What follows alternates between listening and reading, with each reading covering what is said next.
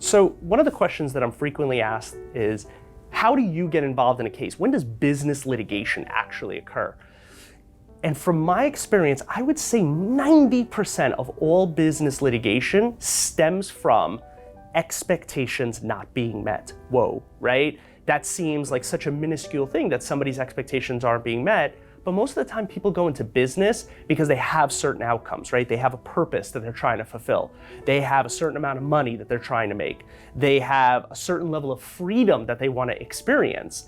And then you get 2 owners or 3 owners or 4 owners, each with their own set of expectations. And when one of the owners of the company or an employee of the company is not meeting their expectation, then you have a dispute that arises. And that's like 90% of the misunderstandings that happen within organizations. Sure, there's definitely wrongdoing that happens within companies, and that's another piece of it, right? There's fraud, there's breaches of contract, there's breaches of fiduciary duty, which is the obligations that officers and directors of a corporation or members of an LLC owe to one another. But by and large, even that has something to do with expectations, because one party will say, wait a second, I thought I was allowed to do this.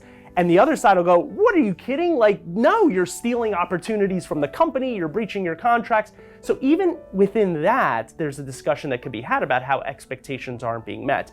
And that's why it's so important that whenever you're forming a business, that you're communicating your expectations clearly and you're getting it in writing, right? So that you can always bring people back to your agreements. And by the way, if you're gonna be the person who's gonna be breaching agreements, maybe you should rethink going into business with the people that you're going into business with.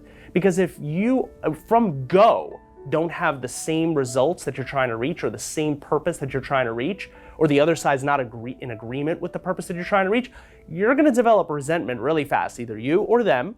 That resentment's gonna turn into frustration, it's gonna turn into anger, and it's gonna turn into litigation.